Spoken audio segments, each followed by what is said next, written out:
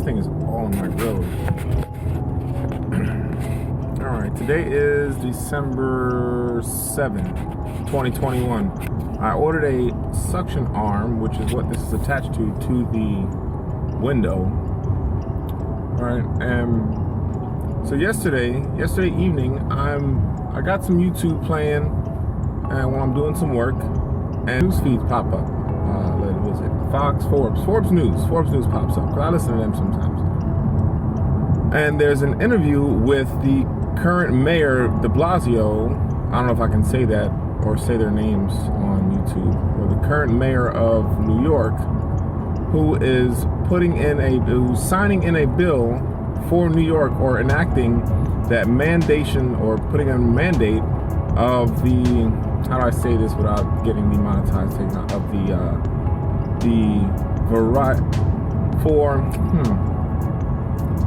I don't even know if I can say mandate. I'll find out when YouTube flags this. Putting in a requirement, there we go. He's putting in a requirement to take a medicine for the variation of the thing that's been going around for the past year and a half, 2 years now. He's putting a requirement. I'll probably have to edit the other parts. I'll do the research on Google's what you can or cannot say as far as these varieties of things to be spoken about. And for all businesses, right? So I call this, when I listened to it twice, exactly what he said. I listened to the whole interview twice. There's one where it's just like a 3-minute window of when he's saying all privately owned businesses will be required to have all their staff have the what's the word, the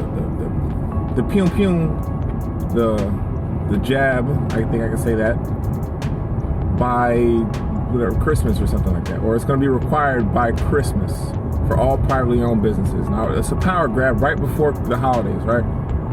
So it's a power grab for pharma involved in assisting with getting this, or persuading this political figure who runs one of the biggest cities in the country / the world, one of the highly most dense populated cities. Power grab for them, because now the people who didn't get it before are now scared and or being kind of forced to getting it, and scared for the consequence of repercussions that their local government may do to their businesses. It's a power grab for the business owners of large corporations. And I say this is probably the main thing that's probably not seen, or I don't think will be discussed on the news, because it's not so obvious that it would be said in the media. The media will see it as they're going to fight for, oh, what about small businesses? What about the people who've already had the variety and have immunity from getting the variety before? When is this going to stop? Do they have the power to do this? All right, and then as far as that's what the media portrays it as. And then there's the other portion of the media that goes, yes, everybody should have it. Be safe. Stop this new variety that's been coming on from the other side of the world. Let's be proactive and stop it now. We're going to be the first to stop it in its tracks if or when it gets to our state. Bunch of hootenanny. And then I think to myself, wait, this is the businesses.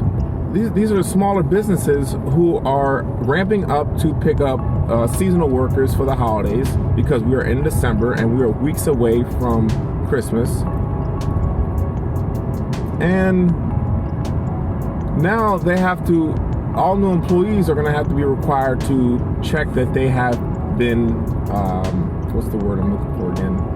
They have been variety preventative. Jab, there we go. They have to prove that they've been jabbed once or twice. I'm sure soon enough there'll be 3 times. You got to get jabbed 3 times. And so a lot of these small businesses now, coffee, peppermint mocha creamer in my Bustelo coffee. Fantastic. Hot. And again, to the power grab, all the small businesses who are going to have to not be able to hire, who are going to be going under after the holidays because they're going to push it to the limit. And if this does go through and the new mayor who comes in shortly after Christmas, which is crazy that the mayor who just got voted out puts in this act or bill to mandate a jab, and he's leaving. That's like putting your 2 weeks and then change. It's like being a boss, a manager of a company, and then putting in your 2 weeks, and then the 1 week left of your job, you change the requirements for all the employers. You put a mandate for all the employers, which is going to jeopardize, give or take, half or more of your staff. When you're leaving, like why would the rest of the city council allow that in the first place? If anyone should have said it or put it in there, should have been either the governor of New York, the current governor of New York, or wait until the new mayor of New York, who will be reigning over the next however many years that those terms are, enact that. Not some guy who's leaving who probably just grabbed the bag from Big Pharma and was like, "Yup, I got you. Let me go ahead and retire with this whatever." I'm hypothetically speaking of whatever millions that they're going to give him, or kickbacks, or I'm sure they'll find a way and loopholes to fund his foundations or charities, and he'll be just fine. So since he's not going to be in position of power, he's at least going to have a lot of money to last him and his family's generations to come. Back to the power grab of big corporations. These small businesses are going to go under. And by January, February, if this thing goes through, there'll be a lot of bankruptcies from these small businesses because they can't get staff, and there'll be a lot of small businesses closing down. And what happens when small businesses close down? Big businesses buy them all up. So this is the power grab I'm talking about. Corporate real estate is also, I'm sure, I'm just speaking on my own opinion. Again, this is Sonny Views, this is Sonny giving his views on this particular segment and topic that I just had to discuss and get on record, because I haven't seen or heard any other thing discussing how corporate real estate may also be having a hand to assist with these type of absurd mandates. It's still recording? Okay. Because then they got to buy up all the small lots, all those small businesses back in the days who's been there for real long, who don't want to give up their properties because it's been a family thing. All those people who own homes in those cities and areas and neighborhoods who don't want to move out, or they have families on families living in there, and all of a sudden people are getting fired. The rent moratorium, whatever it was that allowed people to not have to pay their rent, kicks back in. So now I'm sure they're going to kick back up on lawsuits to get these people evicted. And then once they're evicted, it's going to be hard to get new tenants, because when you're evicted, guess what? You can now leave. And I live in Florida. A lot of them come here. I completely understand. We don't have these problems in Florida. Not at all. It's the state of the pretty free. Not all free, but we're pretty free. But if you want to build a business and buy a home and not have to be harassed about, how you live your life, then Florida, Texas, Tennessee, mainly for taxes as well too. No state taxes. And for some people, yeah, I make more money in New York or New Jersey, but if you take away the taxes and how much you pay for the property or everything else that you buy, and even if you take a 25% cut to live in a no tax state, you still get more in your no tax state. Now, 50% cut may be a little bit of a much. You get used to a certain lifestyle. I get that part.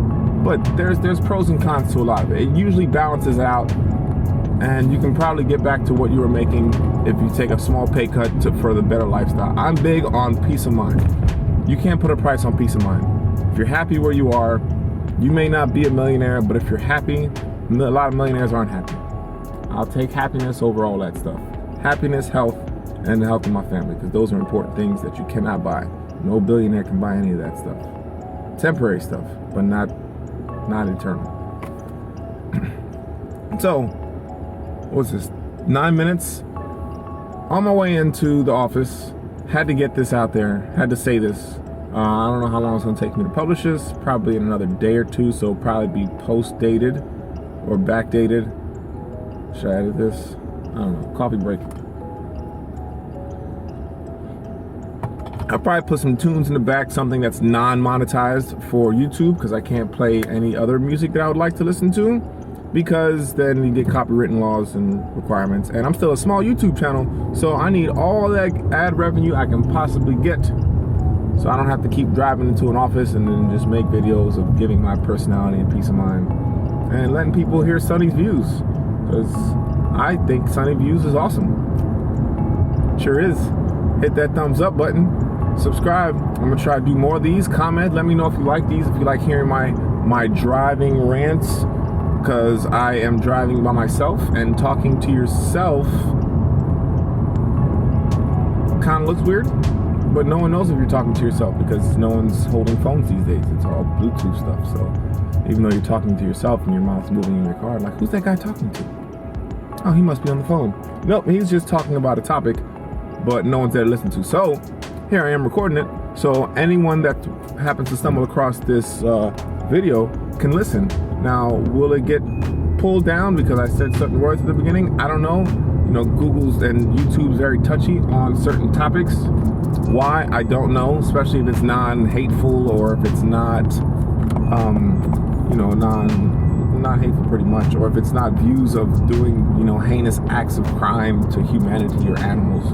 I mean, people want to say certain words, let them say certain words. It's not profanity, but you can say profanity. Go figure.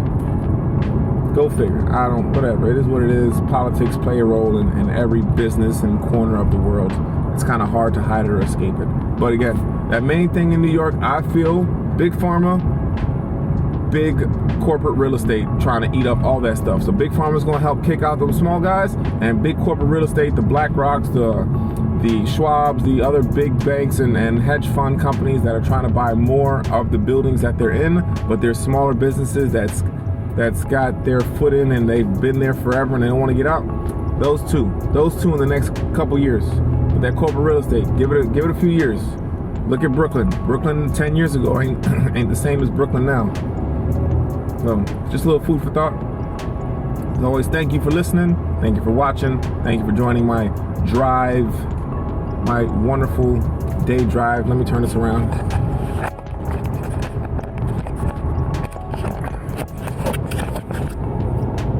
This beautiful day. As always, thank you for watching. Like and subscribe. Catch you in the next one.